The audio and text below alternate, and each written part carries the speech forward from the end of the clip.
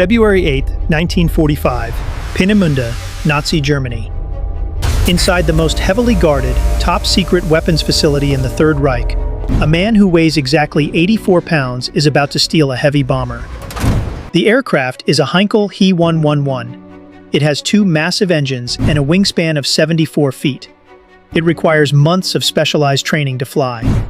But the man about to steal it, Mikhail Devyataev, has never sat in a German cockpit in his life.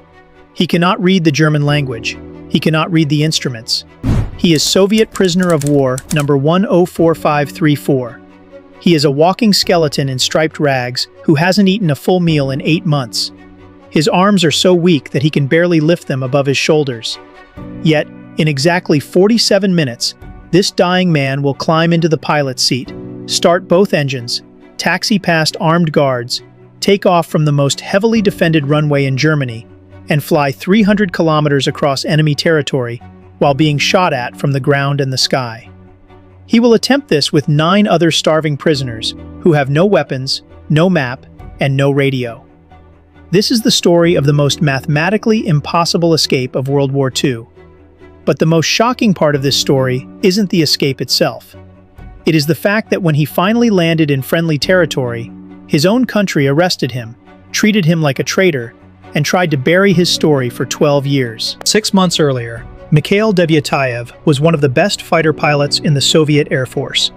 He had 17 confirmed kills and 2 orders of the Red Banner. But in July 1944, his plane was shot down over Lviv. The Germans captured him. Because he was an officer who repeatedly tried to escape, the Nazis reclassified him as a dangerous subversive and sent him to Sachsenhausen, a brutal concentration camp with a death rate of 800 people per month. The average survival time was 4 months. Prisoners were given just 700 calories a day to work 12-hour shifts. You worked until your body consumed its own muscle tissue, and then you died. But Devyataev refused to die.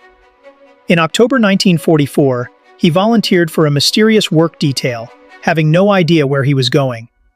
He ended up at Peenemünde, the top-secret island facility where Nazi scientists were developing the V-1 and V-2 rockets that were currently raining terror on London. Devyataev was assigned as a slave laborer at the adjacent airfield. As he hauled dirt and shoveled snow, the fighter pilot inside him woke up. He watched the German planes. He noticed one specific Heinkel He-111 bomber that always had full fuel tanks because it belonged to the camp commandant. Devyataev decided to steal it. But there was a massive physical glitch in his plan. The Heinkel He-111 is a massive, heavy, unforgiving machine. To pull the control column back far enough to lift the plane off the runway during takeoff requires 50 pounds of physical pulling force. Devyataev weighed 84 pounds total. His muscles had literally eaten themselves.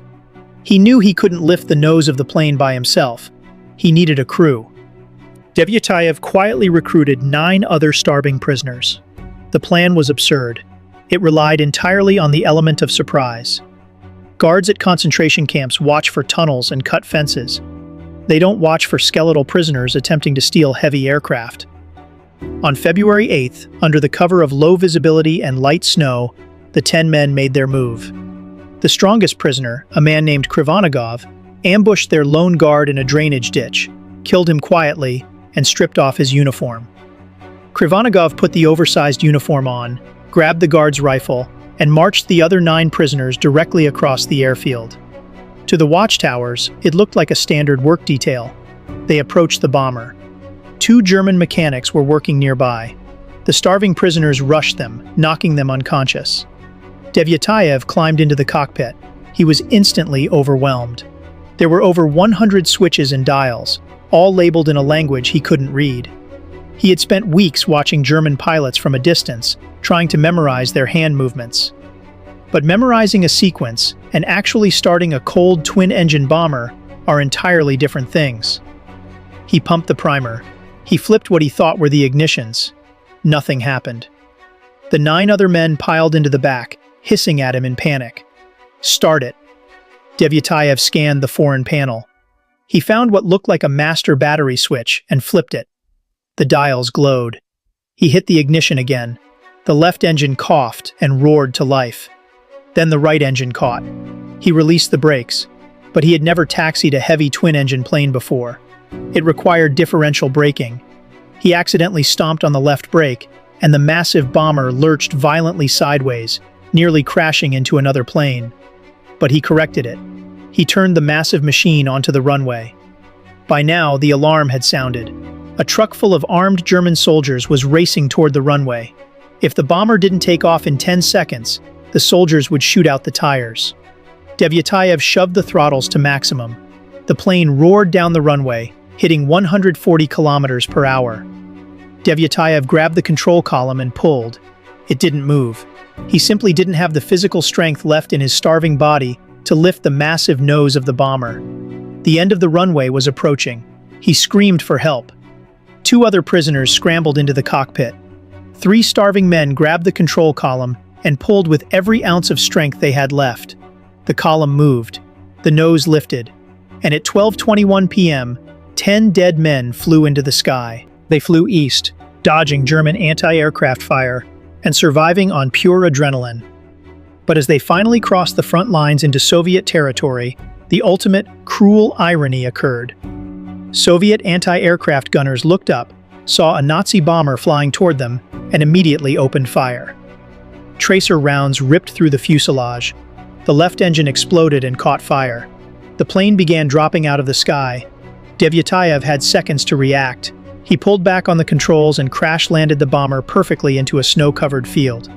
The 10 men crawled out of the wreckage, bleeding and covered in fuel, as Soviet soldiers charged them with rifles raised.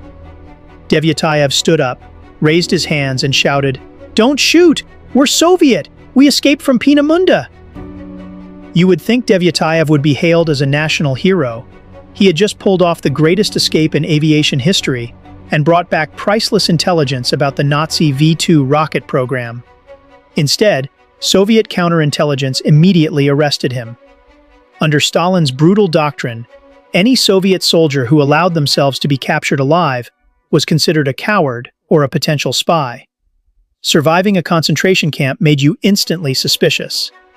They interrogated Devyataev for weeks. How did you survive? How do you know how to fly a German plane? Are you a Nazi collaborator? They took the intelligence he gave them about the V-2 rockets, intelligence that would directly help launch the Soviet space program, and then they tossed him into a penal military unit. When the war ended, they released him, but they stripped him of his pilot rank.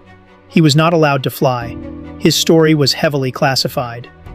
For 12 years, the man who stole a Nazi bomber lived in complete obscurity, working as a riverboat captain, treated by his own government like a criminal. It wasn't until 1957, when the chief architect of the Soviet space program, Sergei Korolev, personally intervened and told the government that Devyataev's intelligence had jump-started the space race, that things changed. 12 years after his impossible flight, Mikhail Devyataev was finally awarded the title Hero of the Soviet Union. It is a story that proves the absolute terrifying resilience of the human spirit. But it is also a dark reminder that sometimes, escaping the enemy is only half the battle. Sometimes, surviving what your own country does to you afterward is the true test of endurance. If the unbelievable true story of the 84-pound pilot changed how you view World War II, hit that like button. It tells the algorithm that real, unpolished history deserves to be heard. Subscribe and turn on notifications so you never miss our deep dives into the archives. What do you think? Was Devyataev's escape the greatest of the war? Or does another story hold the title? Let us know in the comments below.